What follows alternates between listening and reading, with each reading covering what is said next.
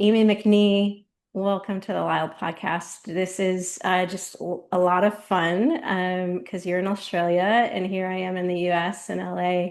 And we met 2 years ago at a writers' conference that you had at a leadership role, and you were facilitating, you were a speaker there. And I think the first time we met, you were on stage with a microphone, and I was in the audience in a room full of writers, people aspiring to call themselves writers and to own that calling in their life. And um, from my perspective, there was something special that happened in that. I don't even remember the context of what you were even inviting us to. I don't remember any of that. And then we chatted a little bit about the after the conference, and I gave you a copy of my book. And then that's been almost 2 years ago, our time in Mm, Santa Fe.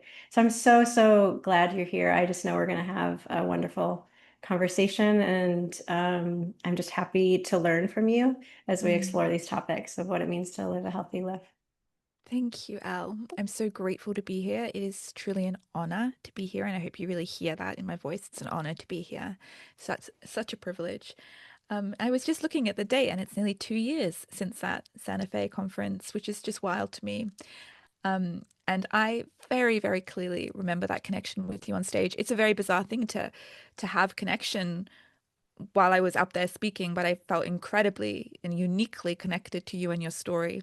And again, I have no idea what the fuck we were talking about, but you stuck in my mind. And to get to do this and to get to talk with you and to get to read your book has been such an incredible privilege. And I'm so grateful that you call yourself author and that you dare to share and that you put your work out there because otherwise this would not have happened. Thank you so much for those words and for being here. Yeah, there were words that you said even up on that stage. There was something about like a uniqueness of me, or like a something, Mm. and I was just like, what just happened? Because we're 100 feet apart or something. I don't know how big the room was, and that there was like some kind of energy exchange. And I just really appreciated your encouragement in my life. So thank you. Thanks for being here. My pleasure. I can't wait for this chat. Like, let's go. Let's go. Question one. How would you describe your work and vocation? This question is so deeply hard for me, and it isn't getting easier as my career develops, which I thought perhaps it would. Um, it has been a question that has been deeply upsetting for me, actually, for a lot of my life as someone who was trying to pursue a life that was very different to what other people told me I needed to pursue. So being asked what I did was always a cause for a central nervous system freeze, essentially, or a flight response. It was, I don't know how to make you know that I am, or to help. I wanted to fake it all the time. I wanted to lie. I wanted to tell you that I'm doing what I'm meant to be doing because I had so many experiences of people getting very confused as to what I was doing with my life, being very dubious about what I was doing with my life, thinking I was a dreamer or a bit delusional or someone who couldn't really grow up. And so the question, like, how would you describe what you do, still to this day makes me go, oh my God, how can I make sure you know that I am enough? And it's something I'm working with all the time because we do, as a culture, we ask people, well, what do you do? And Yeah. so I don't know why it's not getting any easier, but I think there is just a wound there. And to me, maybe I translate it, or my inner child translates that question as, are you doing what you're supposed to be doing? And the Hmm. answer is no.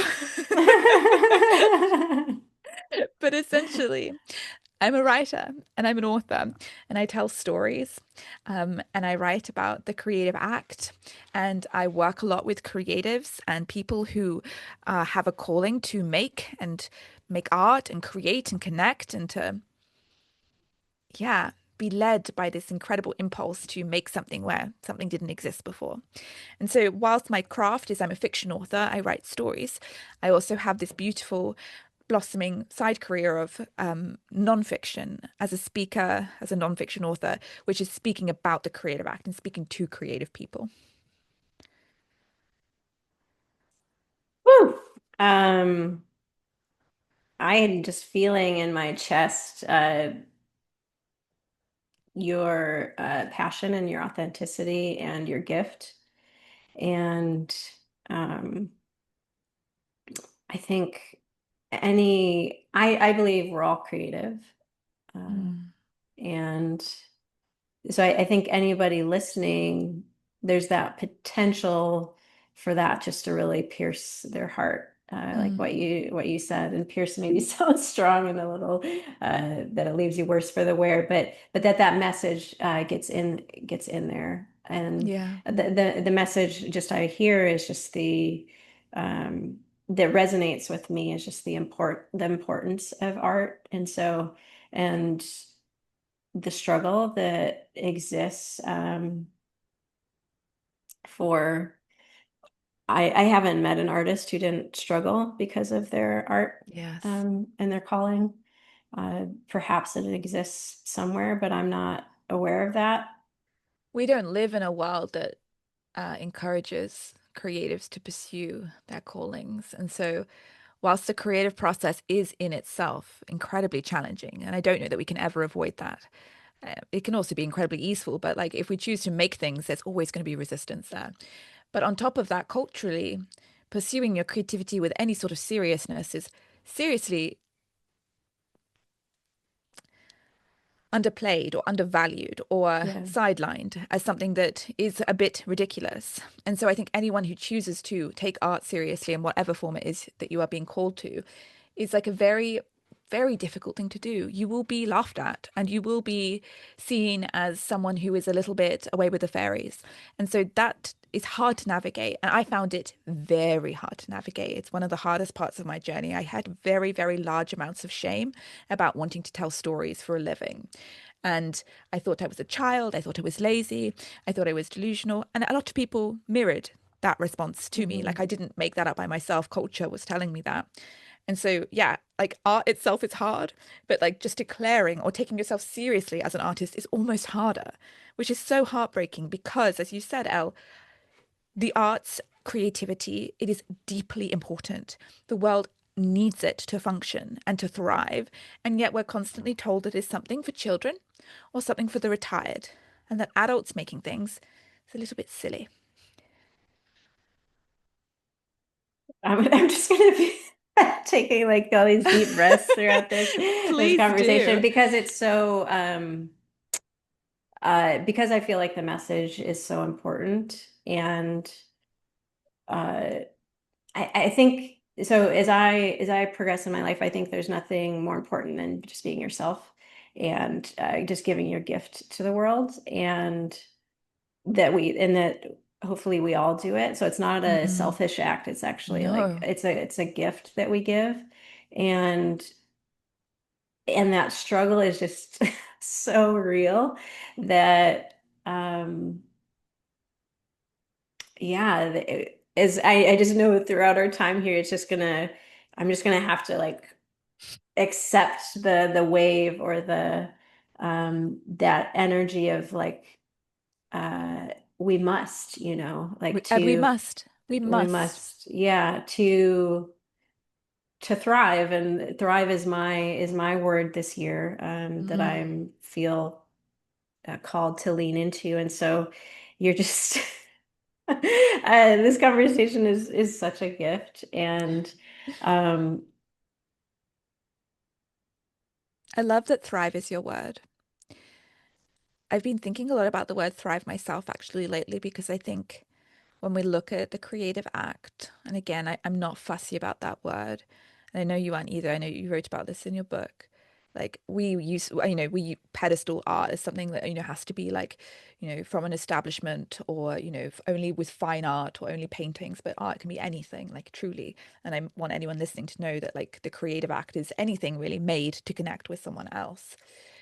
But yeah, like thriving, I think, is what happens when we embrace our creativity. And I truly believe that we're so obsessed with like optimization in this world. It's like, okay, I want to do breath work, I'm going to do meditation, I'm going to do exercise, I'm going to optimize my life. But I don't know that you can thrive as a human being without the act of creation. I think there's something so deeply inherent about making that we need to do it as humans, and that you can do all the breath work you want. You can meditate your fucking ass off, and it really won't matter if you're not using that energy to bring something else into the world, whether that is singing in the shower, whether it's cooking, whether it's gardening, whether it's, writing. We need to not just consume, but to create. And there's just something, and like when we create, we can thrive. Yeah, amen. Yeah. Yeah, there's so many points. Like you talk about shame and shame, uh what a weight that is, what a, ultimately that just isolates us, right? That leads to this profound loneliness that strips us of this ability to connect with other people. And I love your definition of art, or at least attribute that you're stating is essential to art, that um, the creative act is there to help us connect with somebody. Mm. And I absolutely agree, because when I think of art, and I think it's essential. I think it's something that each of us needs to do, but I don't think it's a solitary act. I think it's always meant to be given. Yes, it's quite controversial, I think, but I lean towards that as well.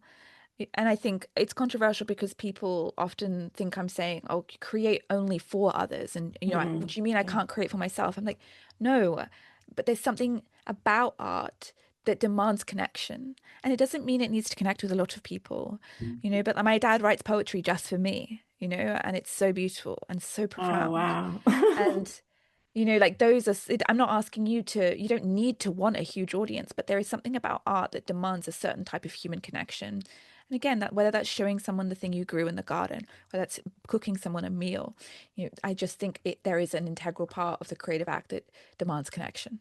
Yes, yes. I wholeheartedly agree. And I think there's just mystery in there. So I don't, we can say like, well, what is the why, or the or is there a how that it has to be. But I think there's so many options, so many reasons for the why. There's so many ways to do it, so many hows. Mm, um so I think art is something that is absolutely for us. Like I think you can create, I think the more in authenticity, it should be something that is coming from you. Like I think, and this is maybe controversial, but I don't think many things that are out there that we define as art actually are art, mm. Why? because I don't um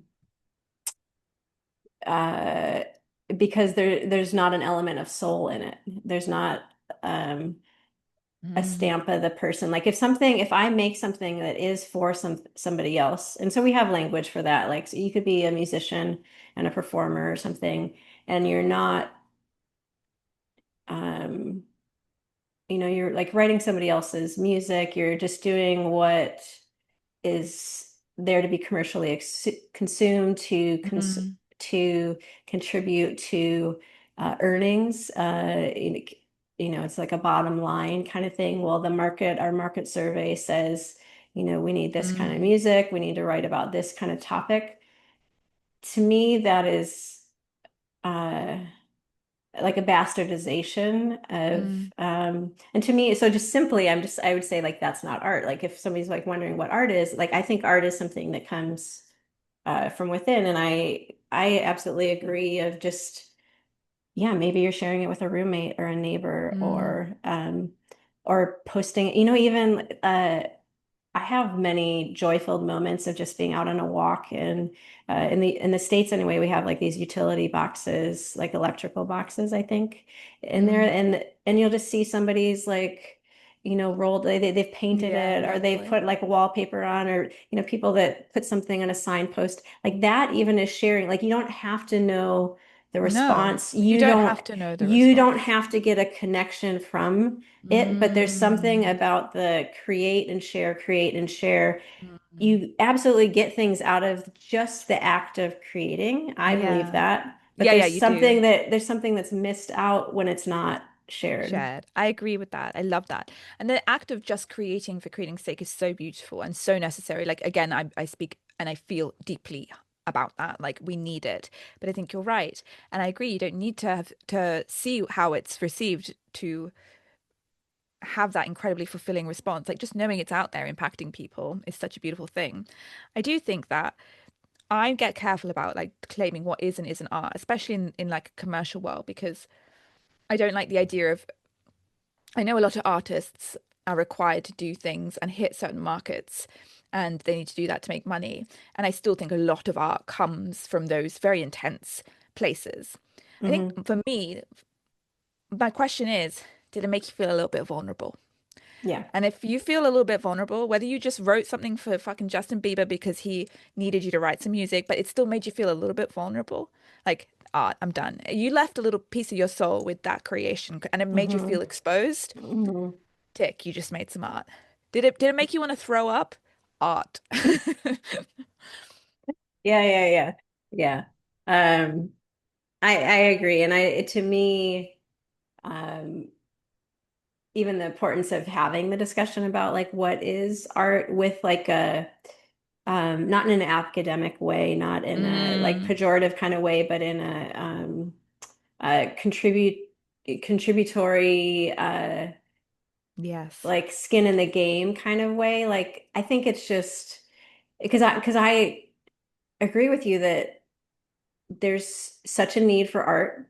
There's like a paucity of it. We need more of it in the world. Mm, And so I think talking about art and making it more accessible, like to like demystifying like what yeah. is art, because we think there has to be so much of what keeps us doing it is, well, we need acceptance from like our most beloved people, our most intimate Yeah. people. We need to make money. It needs to be a career. Like it needs Mm, to, like all these rules of like, oh, well, I need to have training in it. I need mm. like a bachelor's of fine art or a master's of fine art or any number of things. Well, I don't have, the resources to go to the art store, buy a nice guitar, or like all these barriers that, The caveats.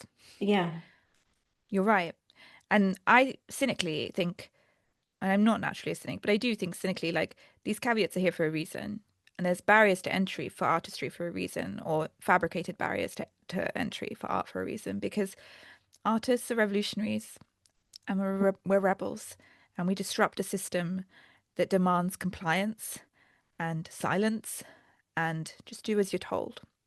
And so it makes sense that we have a huge amount of narratives that say that, first of all, that it would be silly to pursue the arts. But if you do, you better have X, Y, and Z. You better have your degree. You better be chosen by the right people. You better make it a full career. You better make money with it. There's so many caveats, just as you say, Al. And it's because I think the systems would rather us not make any art. Hmm. We shake up the system and we make culture. Artists are culture makers. I think we True. forget that. I Yeah. think often we think, oh, why am I playing piano when there is horrible wars on? And it's like we are the culture makers. We make profound change Yeah. through culture. And it might not be as overt as policymakers, but it is undeniable that artists create culture. And so we threaten the status quo. And you need to understand that as an artist. We need to understand that as artists, that we have a lot Hmm. of power and a lot Hmm. of people would rather us just shut the fuck up. Your book, Elle, is profoundly revolutionary and rebellious. And there would be loads of people who would prefer you not write that, but you did. And Yeah. I'm so, so grateful that you did. Thank you. That's very sweet. Yeah, there was a cost in that. Yeah, in There's writing cost. There's that cost. was a it didn't make me want to throw up. I'm not prone to that in nerves, but it did it make me question many, many things, and it made Mm, me just yeah, a lot of like, well, how are people going to respond to this? How are people going yeah, of to course. react? It Which I was think, vulnerable. yeah, yeah, all these kind of metrics for vulnerability. Um, you wrote a book recently. Hmm. Yeah. Ta-da! Uh, how has that been? And this is the topic, right? Yeah, I It's mean, all we need about the your importance of art. art. Yeah, yeah. Yeah. Tell us about So it. we need your art is kind of a culmination of 10 years of me documenting my own creative process and 10 years of me speaking with thousands and thousands of creatives, and working with hundreds of creatives and just navigating this creative life and like what comes up. And yeah, it feels like a compendium of everything I've been through for the past decade as a writer who's trying to take herself seriously, as an artist who's trying to take herself seriously. And so we look at, and the first section of this book is what we've been discussing, which is why do we need your art? Like, and I think that's honestly the first question. Like, you need my art? Like, what do you mean? Like, shut the fuck up. Like, you don't need my, I don't have a creative bone in my body. Like, and why would we need art? There are wars going on. There's terrible things happening. Like, art seems really low on the priority list. And I just like chapter by chapter obliterate every narrative that I just said because they sound very convincing. It makes sense Hmm. that we don't, do arts and crafts when there's a war on. Like that seems to read, but it is so unbelievably wrong. And so that whole part of the first section of We Need Your Art is just really truly making you understand in your bones that we need art and we need your art. And then the next sections look at how you can thrive as a creative because there are so many barriers to entry, or there looks like there are so many barriers to entry. There are so many mental blocks that come up when we try to create. And so we look at perfectionism and procrastination and imposter syndrome and shame and failure and silence and patience. And there's so many different things. Like if you create, you will see all of your darkness and then all of your light. It puts a spotlight on you. And so we deserve support as we do that. So whatever it is you're creating, this book is here to first of all validate that what you're doing is deeply needed and very important, and then to take precious care of you as you do the thing that you are called to do.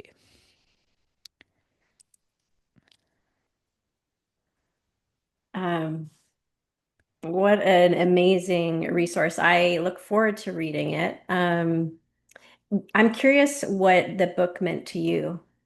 Um, like a lot of times when I make art, I'm like, it's kind of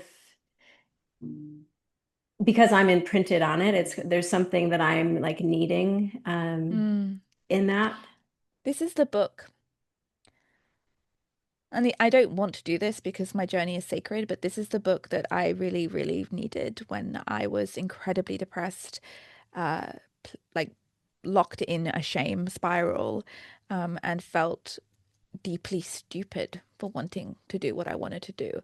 And so I wrote this book for a version of me, and I know where she is. She's sitting at the cafe, putting a coffee on her credit card because she was so in debt. She has no money. And she's sitting there trying to write her books and she's crying. And Hmm. I had very bad depression for a very long time. And it was because of shame. It was Hmm. shame. Hmm. And I would give this book to her. Hmm. And yeah, that's why I wrote this book. Um, I'm struck by like what's occurring to me is thinking about like in healing ourself, like how because that sounds like such an incredibly cathartic process to um, view a previous version of yourself with such love, tenderness, care, doting, like desire to give wisdom and prevent harm and Mm, to go through the process where you actually there's like this kind of like a manual or kind of guide or light post um and we could even get into it, right? Like what is time and like how does that relate? Are you because maybe somehow this did go back and help you, yeah, and draw you forward. yeah. I mean, I often think about that because I was so deeply not resilient. I wasn't resilient, but I was well, I guess I was. Well, it's just tenacious. Like Yeah. I just like Yeah. was deeply depressed and just kept doing it. Yeah. And I don't understand why. And so I often feel like I'm shouting back in time to her and being like, and there was just this like there was huge amounts of doubt and shame, but there was also this like dog in me that was like, fuck all of this. I'm Yeah. gonna make it Yeah. work. And Yeah. perhaps that is me shouting back through time and telling her, oh my God, my sweet, sweet angel, like this is exactly what you're meant to be doing. Yeah. Even Yeah. though she was being told by everyone else that she was completely off the path. Oh, and this is what I'm saying. It's just happening again. I'm just gonna have to, because there's just a feel like everything that you're saying, it just is really just hitting me in my chest. It feels so vital. Like there's so much Mm, vitality in it. Um, and I'm also thinking, this is kind of something I'm learning about recently. Somebody mentioned this in a podcast some time ago on the LYHL podcast, and they talked about internal family systems. I'm familiar. Okay.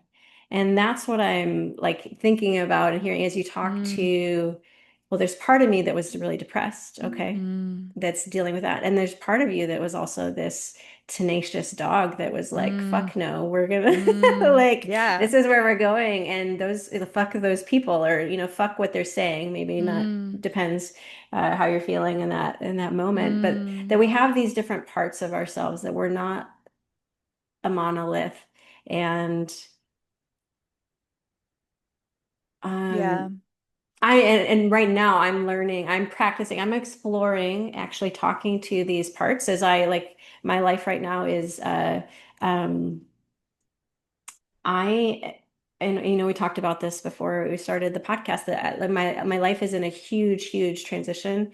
Um and I find it such a gift to be talking to these different parts of me. Like because I right now I have so much to do. Like my alarm goes off at 4 a.m., 5 a.m. Oh, many days. hell. Yeah, we're in like the summer heat here. Don't come to LA in August No, and I've September. seen It's the those worst. temperatures. It's the worst. So, and I'm needing to do physical things outside because I'm transitioning. One of the things is transitioning into van life. And so I'm selling all my things and doing all these things.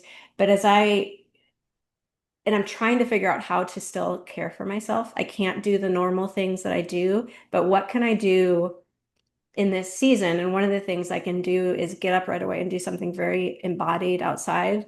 And prior to things happening just, 5, 6 weeks ago, I was running very long runs in the mountains and I had this goal. And so I was like doing 15 miles. And then every week, was supposed to go up to for this thing I was going to do later in September. And in what am I doing right now? I am not running. My Mm, days are marathons. All I'm doing are these very slow walks with mm, tea. And but I'm talking to these different parts of me. Like I am paying attention to my body and I'm saying, like today I felt really heavy. Like I was very aware of all the cells in my body, but it felt like each cell had a string down from it and that there was a weight on it. So it just felt like that movement was just like, ooh. mm, And so just learning to be curious about that and then talking to that part of me and then learning and even naming them like, okay, and getting mm, more acquainted. Oh, this is sadness, this is grief, this is anxiety. She's emerging with a name like Anxious Annie. And so today was like, oh, I can tell there's some like grief, the heaviness. I know that that's a mm, grief, that's a sadness. And so then I just said, sadness, is there something you want to say? And then allowing them to have voice, which is part of IFS, which sounds so when it was when the person was talking about it on the podcast, JP, I thought it was interpersonal. I didn't think it was like mm. intrapersonal. But that's been really profound. And so I'm just thinking of that when you share about these different parts of you and you say, well, I was also this. It's like, yeah, Yeah. Read many uh, things. we're many things and allowing, and I think even uh, in authenticity in art, like allowing for that. It's so important. And I find it so incredibly interesting that, I've only recently learned about internal family systems from Martha Beck, who speaks about it in amazing ways in her latest book. But I've been unconsciously doing that, and it's been very instinctual. Like that's how I have coped through a lot of things throughout my life. And the biggest reason, and one of the biggest reasons I credit to where I am today, and I'm in such an incredibly abundant place right now is because I found a voice that I call like the mothering voice. And I Mm, found it on the pages of my journal. As I was going through what I felt like was a duality, like a war between this part of me that was saying, you are so embarrassing for wanting a life of creativity. And then this other voice that said, shut the fuck up. This is exactly what I'm made to do. I had a third kind of voice uh, who would come onto the pages of my journal. She'd let them bicker. Like these two voices would essentially bicker on the pages of my journal. And then at the end, she came in and she said, oh my God, you are doing so well. And I'm so proud of you. And even though this is all really hard and yucky and messy, you have no idea what is coming. And there is so much beauty around the corner. And maybe it's like, maybe it's me now speaking back in time. But she was mm, godly and she was mm, deeply maternal. And mm, I still see her on my pages regularly, not as much. I needed a lot more care back then. mm. Um, but it was this third voice, and she is so wise. I can almost not believe she exists within me. And what a beautiful grin as you say that. With like you can just see the affection and hear that in your Mm, voice, that part of you. Well, we've gone very deep just on the first question. What do you think it means to live your healthiest life? And we might have covered some of that ground already. yeah. I think it speaks to so much of what you talk about. It's like it's being you. And but that's a big journey. It sounds so easy, right? Like it's figuring out who the fuck you are and then letting yourself live that. And I feel very fortunate that uh I've always had quite a strong sense of self. And of course, like culture and people and, pressures have tried to squash that within me. But it's that dog. She wants to be seen, she wants to be heard, and she's very, very defiant. And so who I am, and I'm ever changing and I'm not one thing, but like there's like a immutable essence of me. And it's at times in my life very frustrating because she isn't what the world wants a lot of the time. But I'm Mm, so glad that I'm so stubbornly myself. And I think, and I look at a lot of the people closest to me and I see the fragility of self yeah. and how much easier it is to break them and to dissect them and to make them something different. Whereas I just feel fortunate. I don't know why it is the way I am, but there is, I mean, an immutable essence of who I am, deeply stubborn, and she just fights. And maybe it's a blessing, maybe it's a privilege because I've never, moved through something that really truly broke me in that way. But I feel very grateful that I can be in contact with something that feels so Amie. Mhm. Yeah. Yeah, well, what's striking to me there is even something that we would take as like a negative connotation, like stubbornness, Mm, right? And that mm, you're just like giving yourself this big hug of no, this stubbornness is really like this tenacity of yes. this self and this willingness to not, yeah, immutable, that Mm, immutability of you to not let yourself be uh well, I believe we can't change our essence, so I think that's mm, always there, but I think it gets covered in shit or walls or yeah. scales or we can live at a distance to it. It can be really hard to access. Yeah. Um, but so in light of that, it would seem to me like this stubbornness is like a, like you're not gonna like it's just this work to continue washing off the shit that either Yes. you or other people put on, Yes. and this refusal, oh, a wall's starting to get built, and you're like, fuck no, you got the sledgehammer out or Yes. that that there and that should be um like I have goosebumps right now. That just feels like a part of us that we all have, right? And Mm. but it's Yes, we is it do. is it is it something that we've worked out? Is it something that Mm. we're familiar with, or is Mm. it, a part of us that we don't feel And we don't feed. yeah. I think I like this idea of like the dirt on me. And like, I think obviously, like, there's loads of, again, narratives that I've held that have been distracting from who it is I am. But I have very little tolerance for it. And I have a very acute sensation of there being shit on me. And so when I'm p Mhm. playing out a narrative that isn't who I am, like it feels really fucking bad. And so I think that's why I've had such challenging mental health issues because Mhm. I feel deeply sensitive to living a life that Yeah. is not my own. Yeah. And again, thank God for the sensitivity. Thank God that I Mhm. have no tolerance for it. I mean, I can tolerate it and I have for many years, but like there's something that I react so strongly to living outside of my alignment. And I have no capacity to really have long-term living outside of my alignment. And again, I'm just very thankful for that because I know lots of people who really find it in themselves to just battle through entire lives outside of their alignment. And I'm very grateful that I just couldn't stick that. Hmm. Yeah, I think people have all kinds of journeys of probably their wiring intersecting with the culture they were raised in, Exactly. the Yeah. many subcultures that they were Yes. raised in, and the more global and the like the time of their life and what happened in terms of like what class they were in or things like Yes. that. But um yeah, it seems like some people end up like numb, like that there's not Mm. even that you can be so at a distance from yourself that it doesn't Mm. feel like yourself. Which, if we go back to art, like I think art is really. I just sang a song last week at an open mic that I had written 10 years ago. And when I Wow. wrote it in 2015, I didn't know where it came from. It was something that emerged. I was like at a distance from my longings. I was like, well, I wrote that, but that's not an uncommon experience for me to create something that's actually a gift for the forward. I think there's something about art that's a mystery that like calls you. Maybe we can just go broader and say outside of time because we just talked about art going Yes. backwards, but that it can Outside of time and pull almost forward. unconscious. Yes, yeah, Mm. yes.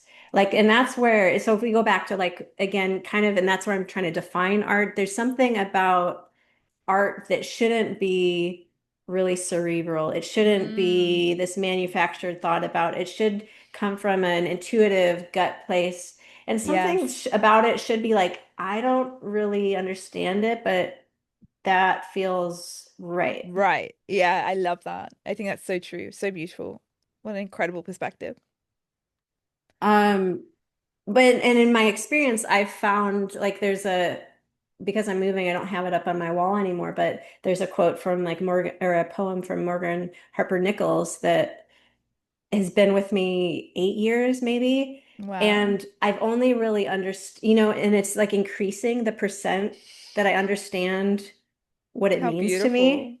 And it's Yeah. only in this season, like that poem for me right now is like oh, like, and so there's She was something waiting about for art. you. Yeah, and she didn't know that like when she wrote Yeah. it, right? She didn't know that, So and beautiful. it's published in a book, so it's touched many people's lives. And but there's something that's like participatory that just Mm. calls us to a healthier space with art. But yeah, back to the song, like when I performed it now because it's testament to the power of art to heal and the arc Mm. of because when I sang that song, I'm like, that's my life now. Like all these longings, I'm I'm living them, and the manifestation of them might not be like again how I How you visualized my initially saw life it. going. Yeah. Yeah, but there is somewhere on this different level, this kind of knowing. Yeah. I love that. I think it's so beautiful. I think there is a certain type of mystical knowing that happens with art. I love that. I love that story. Um, so being you, that's the main Mm. thing to living a healthy life. Oh, I mean, there's so many things, and I could wank on about lots of different things for ages. And obviously, I think a key to a healthy life, as we spoke about right at the beginning, is so much about having creativity being a pillar of how you function. And again, when we speak about healthy lifestyles, we can go all into like how to keep your body healthy and like have a good therapist or like journal. But if you're not making something, I just think this world is so much input that if we have no Hmm. output, we're just kind of being Hmm. overstuffed and we're being Hmm. like, uh, like overfed turkeys, like when they're gonna butcher you on Christmas Day kind of thing. Like we're being stuffed to like way Yes, over yeah, our capacity with content, with stimulation, with feelings, with news, with stories. And if you're not somehow also having an output, I just don't think it's healthy. yeah, yeah. I agree. I agree. What is something you're learning right now currently about living your healthiest life? I have an interesting relationship with my body. I think I'm very on the journey, so excuse me for coming like around this and not being entirely precise with how I'm feeling, but I think perhaps I've had a very cerebral life and I have had a disconnect from my body. Yeah. And that has caused a lot of anxiety that has manifested purely physiologically, not mentally. So I don't have any anxious thoughts. I don't have um, anything I'm like cognitively aware of, but I will have panic attacks or I will have huge adrenaline rushes and big difficulty sleeping. It's anxiety. And it's very hard for me to learn how to speak to and look after my body when the cognition doesn't matter because I'm not having any anxious thoughts. It's my body. Mm, And learning to hmm. speak this language of my body and learning to care for my body, not through words. I'm a writer. I'm so word driven. I'm like trying Yeah. to tell my body through words, it's okay. You're okay. I'm like, my body doesn't speak like that. And so that has been a really ongoing journey. And I'm in a flare Hmm. up at the moment and I feel frustrated because I thought I was getting somewhere good with it. But again, I was getting somewhere good with it. It's just we've got to move through this again and just learn how to listen and respond in a language that is almost not my own. That's what it feels like. Hmm. I relate to that. I would say 3 months ago is when I had like it felt like a video game, which I don't play current ones, so I don't have any current reference points, but like one of the Mario games, where you go from level, you beat the dragon and then you get to go to the next level. This was like a level up experience. So I had a slow day and I have many practices now of being in my body and and I have this cognitive knowing that I should be able to identify emotions in my body, um, and should be able to give, yeah, labels to them, and to break out beyond like the happy, sad, angry, scared, kind of main cardinal emotions, but into like these nuances and like the value of that. And I was there and on that journey, but on this particular day, I was chatting with someone on the phone, and then she said, how did that feel in your body?" And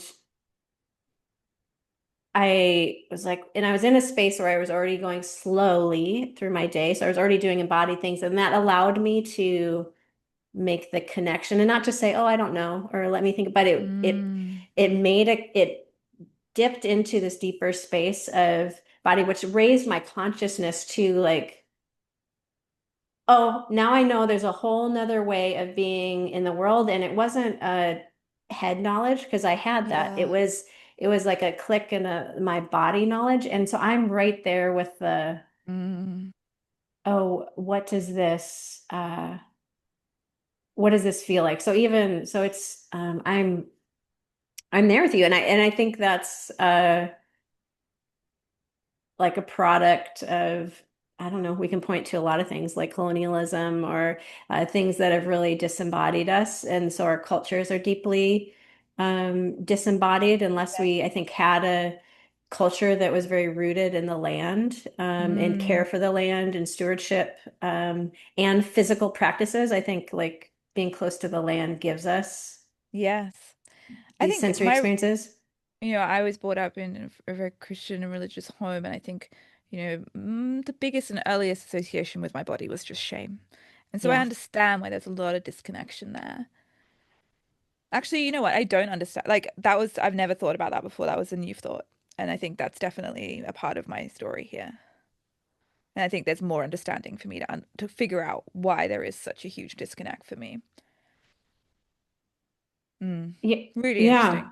Yeah, and that's is bringing my mind space back to like where I was in writing my book, Holy Shit, of like looking at judgments and Yeah. identifying them. Do I believe them? And then some of these, yeah, being related to the body, being related to sex or Mm. um,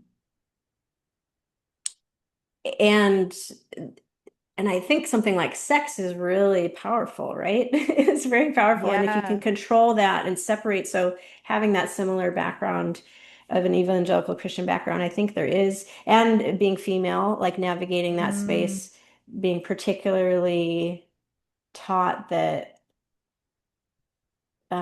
and I'll say for me, because maybe you have a different experience in your version in Australia or your upbringing, but this belief that, or this teaching that my body was powerful, but in a negative way. And so it Yes. needed to be like hidden Yeah. and constrained and to think of myself as beautiful, to wear things that made me feel beautiful, that felt good on my body, that like any of these, I was taught like this distrust of my body. I was So literally about to say that. It's distrust. yeah. And I see that even, right at the beginning of this call, before we press record, I said, I don't understand why my body is feeling like this right now. And it's distrust and like suspicion, which is Mm, where you are brought up as a Christian. mm-hmm, Your body's going to have all these impulses and you can't trust them. In fact, you have to suppress them. In fact, don't mm-hmm, listen to them because they mm-hmm, will corrupt you. mm-hmm, And when I have, these huge adrenaline rushes that I get, I'm getting one now. Like my mm, instinct is don't listen to that. Don't mm, trust the body and to mm-hmm, question it. Like there's no reason for mm-hmm, that. Like I'm safe. Like mm-hmm, you're irresponsible and you're irrational. Like don't. And I think yeah, a lot of this comes from that. mm. Yeah, I have a curiosity to what you're sharing about um that adrenaline that's rushing up. Is it that dog that's like, you I, know, I never I don't know what it is, and mhm, it happens, and this is a really hard part for me. Like I don't understand it, and I yeah, really struggle with that. yeah. It seems, and this is another big story I have with my body. It seems completely disconnected from reality. Mm, Right now, mentally and cognitively, I feel safe. I'm at home. I'm doing the work I mhm, love, and my body is like panic, like just a random rush of dysregulation through my mhm. body, and I'm like, what? Yeah. What are Yeah. you looking at? What is Yeah. worrying you? And and it is that frustration sometimes, but I think I almost need to find a mothering practice, like what I was speaking about Mhm, before, but mhm. one that speaks to her on her level. Yeah, maybe a physical mothering practice, Exactly. like Yeah. like a caressing or something like Yeah. that Yeah. of because if there is, because it seems like what preceded, that we started talking about shame, we started talking about distrust from the Christian or evangelical Mm, Christian background, which I would want to, put a pin in or asterisk sign and mm, say, um, I think uh I think the problem in an evangelical Christianity is like this distancing and the shame. And there's many things of like uh believing we have the right answer and other people don't. But yeah. I think there are Christian practices, particularly I think like in more contemplative varieties that don't have these same consequences that we're Mm, describing here. Um, Actually, even in Santa Fe, and one of those would be, so I walked onto the street to that cathedral that's there, St. Francis, I beautiful. think and there's a maze there. Have you ever done a maze? Mm. Oh, yeah, I've done one. I didn't go there though. Yeah, so it's just like and then I had never done one before. I'd been looking for one, That's so and sweet. you just set an intention at the beginning, a question, and you go in, and then you walk out. And That's so lovely. my question that particular day, I remember, was what is love? Because that was on my, and so these kind of things, but to have I think whether it's a religion or an institution or whatever the culture or subculture is, it seems when there's not going to be health when it's separated from our body when we are distrusting our body for our own reasons, or the culture is telling us that we shouldn't trust our bodies. Mm, yeah. Yeah.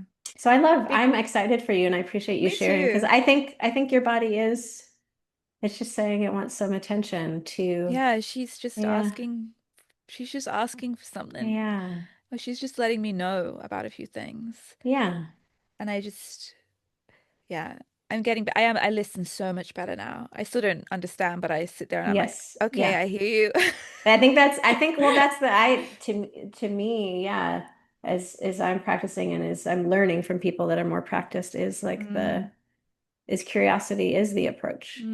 yeah, I love that. I think, I'm a writer as well, like, and I occasionally like paint and do a little bit of drawing, but mostly I'm very in my head. And I think, for me, maybe a next part of my journey is like having that creative act that uses my body in a much bigger way.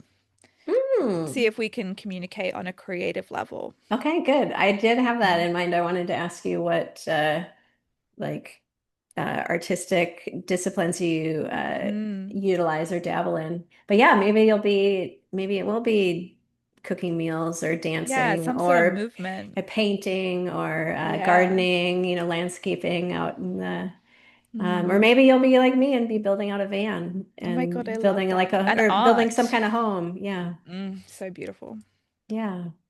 Oh, I look forward to hearing of what that is if I get the chance. Mm. What so you've written a book talking about this, but what is something you wish more people knew about living their healthiest life? That you don't? Oh, it's a great question.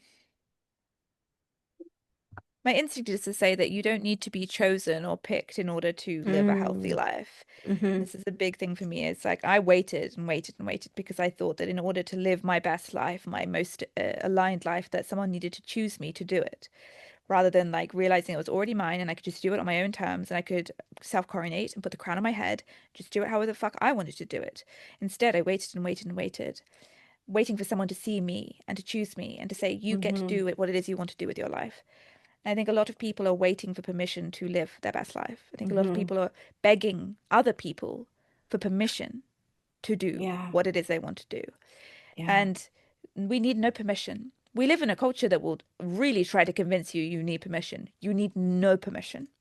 You can coronate yourself with your own fucking crown, put it on your own head, and go do what it is you want to do and live your healthiest, most aligned, most creative life without anyone validating you or choosing you.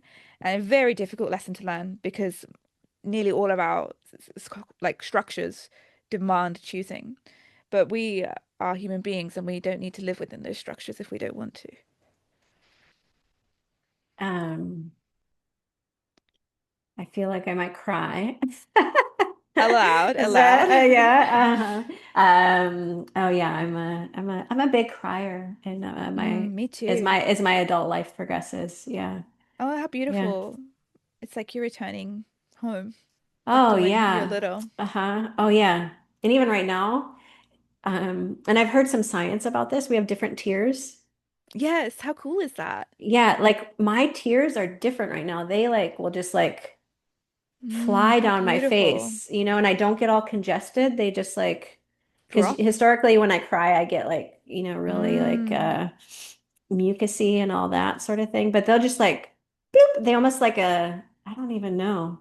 they're They're just, heavy. yeah. And they're lighter somehow. It's It, like there's a purity to them. yeah, that's right. There's a purity. But that was just my physical response. I'm trying to remember what it was like, um, going back to the uh how touching it was. I think I want to say that to me, I just want to say it on the record that I'm quite aware that this conversation will be like a pin for me that I come back to in the Mm, same, or it'll have its own life, but not too dissimilar to like that song or something. But mm, so the tears that I think want to emerge is I'm still so, oh, I don't even know how to say it.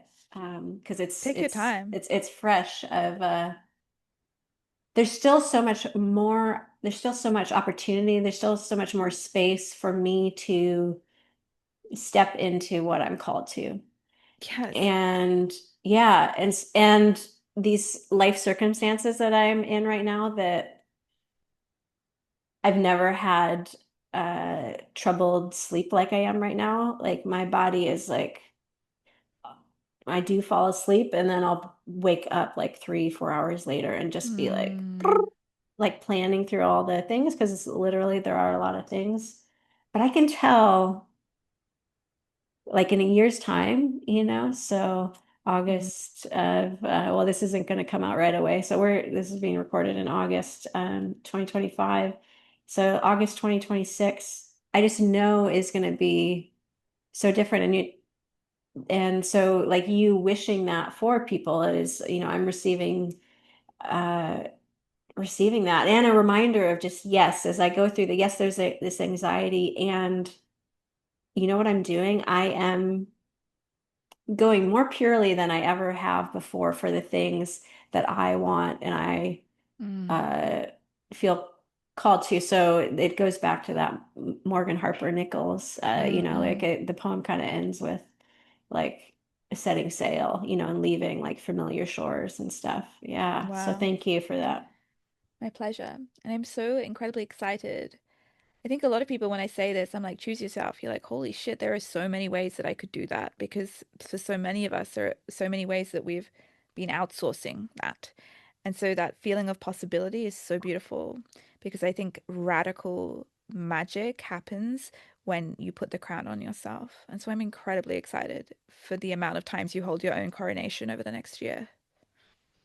And I love that imaging too. That I'm grateful that you went back to it of the coronation and the crown and the Mm, um because that the imagery of a writer, right? You could just say, give yourself permission, but to evoke this image of ceremony, royalty, of so yeah, it continues to be a gift because that's giving me ideas. I have a friend, I just, bought this van that I'm building out, and a friend was like, "Oh, we need to have like a ritual for it." mm. I love Um that. and I was going to be happy to receive it like passively, as I'm pretty much happy if anybody wants to pray for me. I guess it depends what they want to Mm, pray. But that's like I'll go through life. But if there's like if somebody wants to do something, so that's from my like upbringing. I'm like, yeah, pray for me. Great. Who can't? Like, mm. yeah, more Yeah, prayer. Thank whatever. you. Yeah.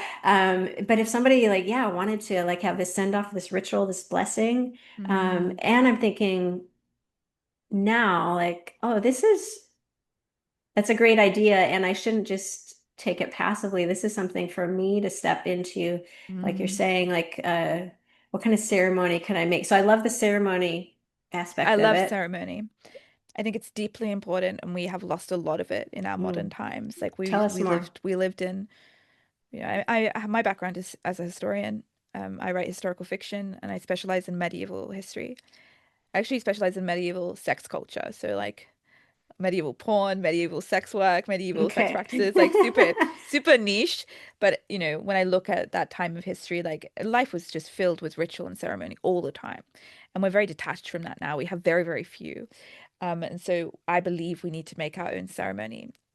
And it can feel incredibly silly because traditionally ceremony is something instituted by the masses, like, oh, I like a birthday party is a ceremony, and that makes sense because everyone understands what it is. It's like contextualized. Christmas, weddings, these are ceremonies that we still have that are very contextualized. And again, society says, yes, I will participate. But when you choose to hold your own coronation, and I know, I speak about this topic a lot, and I've seen writers, creators, artists hold their own fucking coronation. And I know that that would have taken them out of their comfort zone because people would have been like, what? But to do so and to so intentionally celebrate and mark a moment so profound, I think is life-changing. And I have a chapter in the book, it's in the success chapter, where I just think we are just not marking our lives like we should be. And we are Hmm. letting things slide by so, so easily and so uncelebrated and so unremarkably when they are truly remarkable and deserve to be captured and held at least for a few seconds longer than you are. And so I Hmm. love the idea that you hold a coronation or hold some sort of ceremony for this huge transition time in your life. The idea that this transition, like you're moving through so much, Al, the idea that it would go past without ceremony makes no sense to me. Mm-hmm. Hmm. Well, again, a gift to me, and I think to those listening. The other thing that was striking there is the choice of the ceremony that you said of the like a crown and this coronation of um, this upward mobility, this highlighting worth and value. Those are attributes that seem just implied in that image Mm, of the crown and the ceremony. yes. I imagery is very important to me, classic writer, but I frequently imagine myself on the throne. uh, is there more that you would be willing to share about that, or does that feel too personal? No, not at all. There's just I am often like I have a blanket. I'm very I have a high importance on physical comfort. So I'm sitting on this like fuck off throne, like very upright, like hands on either side of the throne, but I'm also got blankets. So I'm like deeply comfortable and deeply the authority. And I think Mm, I've had a problem with, and it's a similar concept to deferring permission and deferring validation to others, but I've had a problem with deferring authority to others. And again, it's not my fault. We live in a society that says there's always someone above you who can tell you whether you're allowed to do that. It's in our education systems, it's in our corporate systems, it's in our legal systems. There's always someone in authority. But I will give the authority to anyone else other than myself because I forget my power. And so I have this imagery of me on the throne, and I'm in authority and I'm also deeply cozy. And I love mm, these like two parts of me and that both are possible at the same time. mm-hmm, Um, and yeah, it's an image that I use in my journaling. It's an image that I'll just throw up for myself when I'm, perhaps giving authority to somebody else in my life where I shouldn't mm-hmm, be. Um, it's funny because I'm deeply anti-authoritarian. Like I hate to be told what to do. Like I really just like I've always ground against like teachers and everything. Like please just let me do what I want to do. But at the same time, I see myself frequently wanting other people to tell me how to live my life. And it's a mm. constant, again, it's that duality, The right? It's parts, that yeah, there's a yeah. part. And so for me, that image brings me home to who I am, which is the rebel queen. And Mm, she makes the calls. mm-hmm.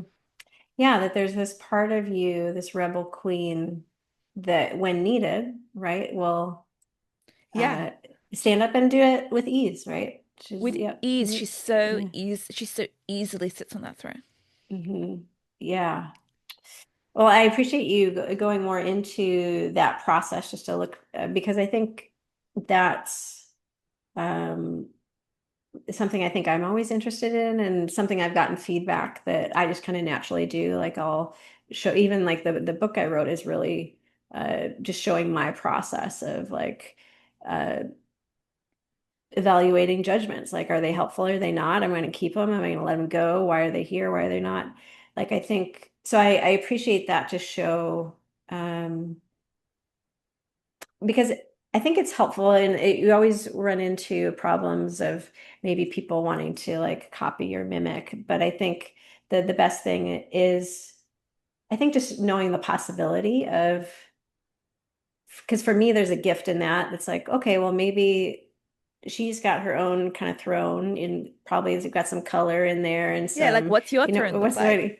Yeah, or is Do you it a have any throne? Is inkling? that, Yeah, I mean, it yeah, might not like, be a is throne. like, yeah.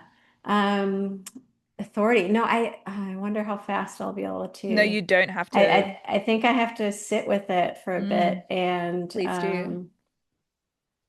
and so that's a gift to me to point towards, hey, here's a mechanism, here's something you could try an experiment that might a practice that might help you with Mm. connecting to yourself and in that way like giving myself permission to show up in the world, right? So that that crowning, that coronation. So if I feel the most grounded in nature. So I think I would be like on a mountaintop. Mm. So like and I would just be dressed for the weather, whatever that is, So if I I need mean, a look at this. windbreaker, It's yeah. just like iconic, an iconic throne image, you know?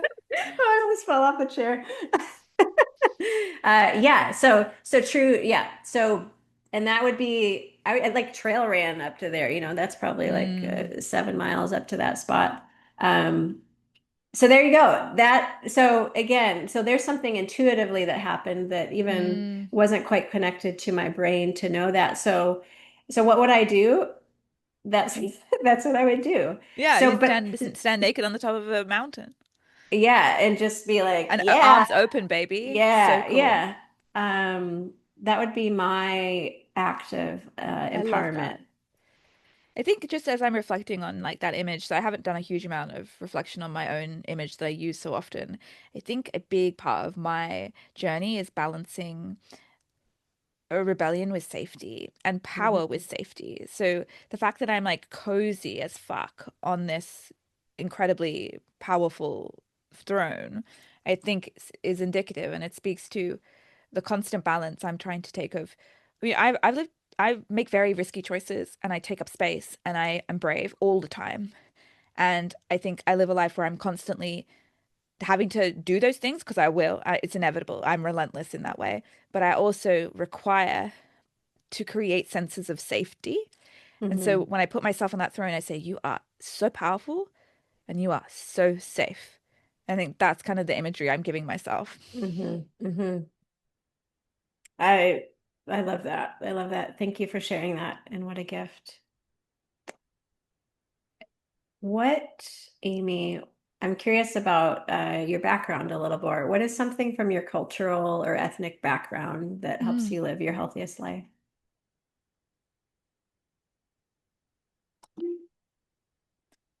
Hmm. It's a really interesting question.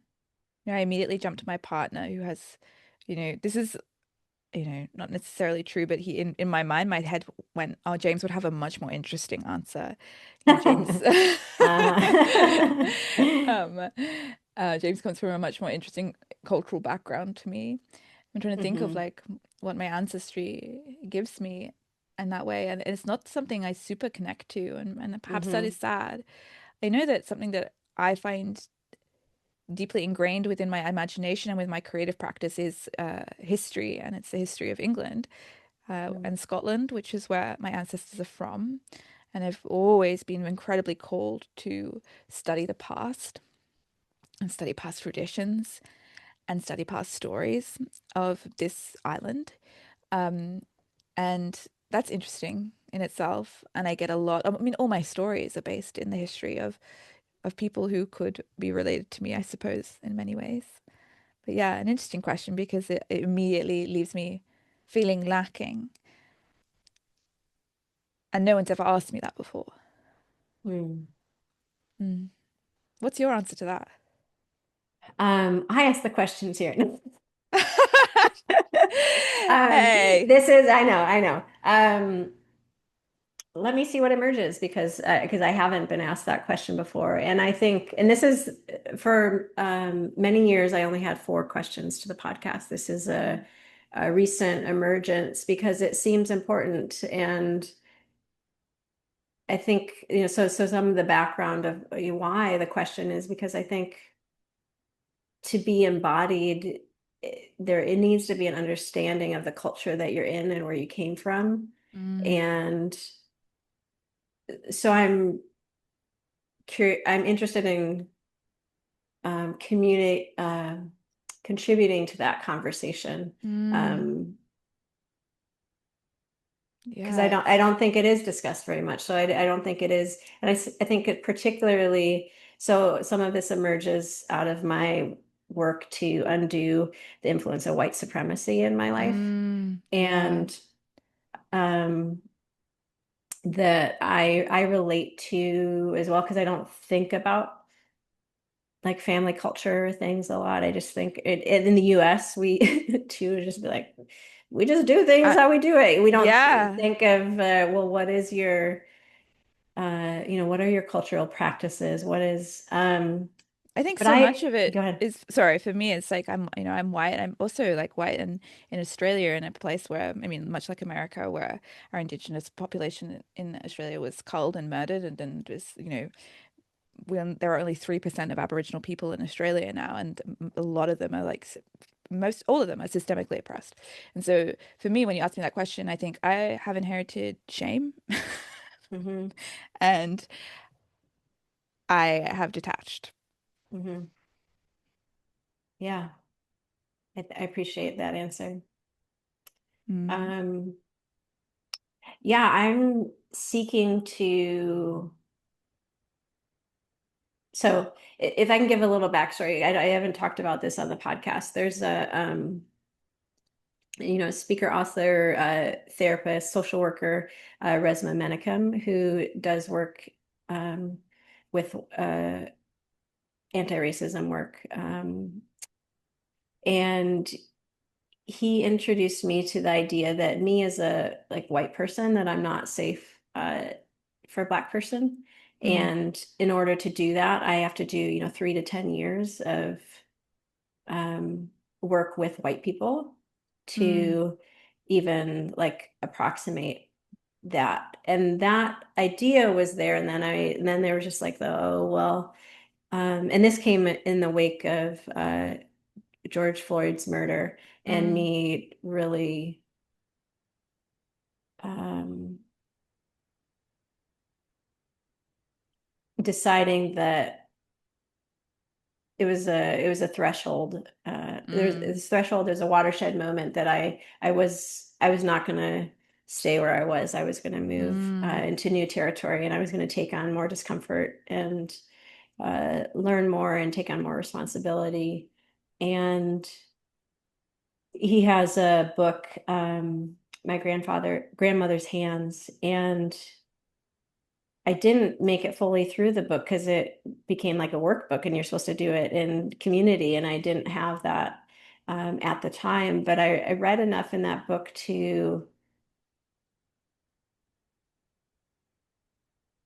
be introduced to the concept that as white people, we have a lot of work to do to Mm. unpackage the generational trauma that we hold. And by and large, it is this disembodiment.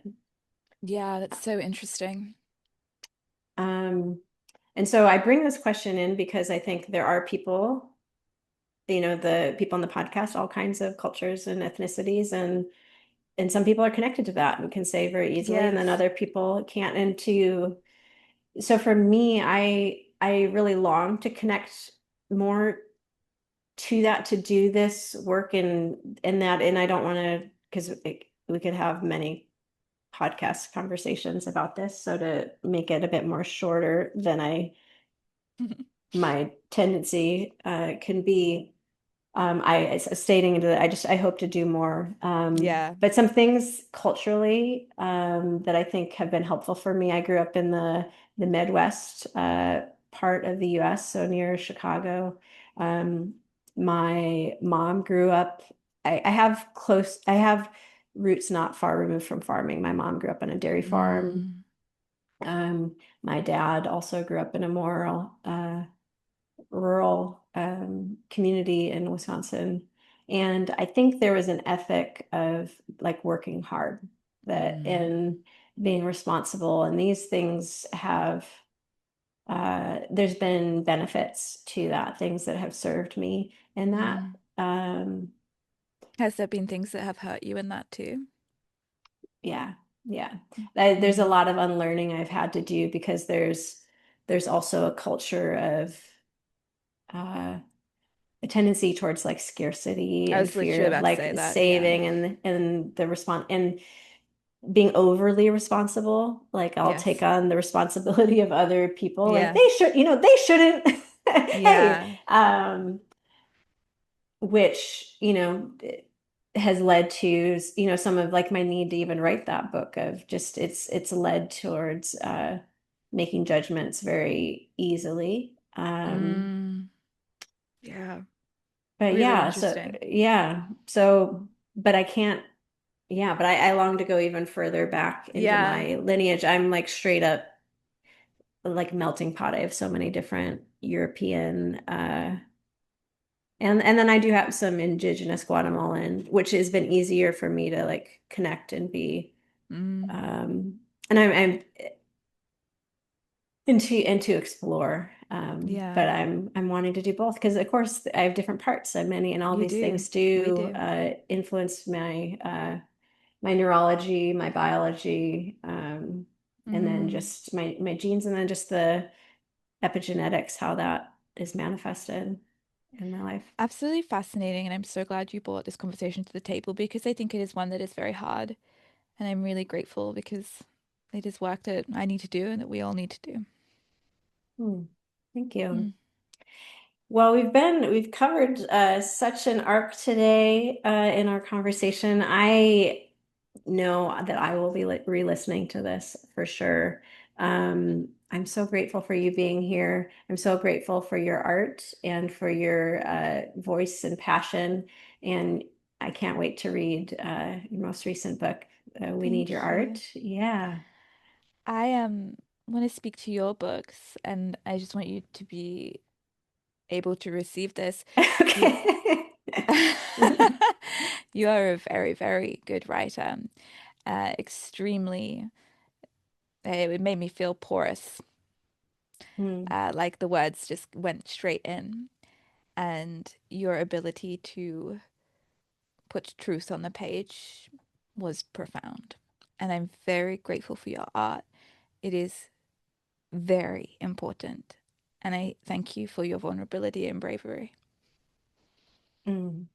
Thank you. I receive those and I'll have a re-listen and I'll receive them again. Good. So thank you for the gift of saying that in a recorded setting and saying that publicly. Thank you for if I can use the L word, thanks for just the love that you are sharing, even in the midst of just brief circumstances 2 years ago. And what do I want to say about this? Like, I think there's just like a mystery, there's a profoundness like of that it's like a finger in or it's a connected to the vein or the river, whatever kind of imagery we want to use. That's my problem. Can't pick one of like what life is. But like Yeah, there is this exchange. So thank you for your intention to share that because and I keep saying gift and I mean that of what you are to me and what you are to the world. And I know that your tenacity doesn't come without a cost. And I thank don't you. doubt that that's a bit of what you're experiencing right now as you Mm, really level up. And so thank you so very much for that. And yeah, take dear care of yourself as you thank you, Elle. navigate the newness of this season, the newness of the influence of your of of you, because all your art is an expression of you. So Thank you. Thank you yeah, so much. I'm so, so grateful to have been here. thanks for being here. To all my listeners, may you always see the blessing. Thanks so much for listening to this episode of the LYHL Podcast. I hope to see you at the next one. You can make sure that that happens by subscribing on your favorite podcast platform. If you're new to the podcast, go ahead and listen to past guests. There's really just a wealth of knowledge there. This is a passion of mine to help you live your healthiest life, and to do that together in community. Contributions would make this work so much more easy, and you can do that via the link in the show notes or the website through Ko-fi, and the website is www.theellebetrell.com. You can join the newsletter, the LYHL newsletter, via the website and show notes. There's also opportunities if Instagram is your thing. I'm on there on occasion, and you'll look for the LYHL community, and LYHL is LYHL. If you want to see the video of this, if you're not already there, you want to go over to YouTube and you'll look for the Elle Botrel, and you'll be able to watch videos from there. Merchandise options to help share that positivity, helping others to live their healthiest life. And you can find that via the website or emailing me at info@theellebotrel.com. Thanks so much, and may you always see the blessing.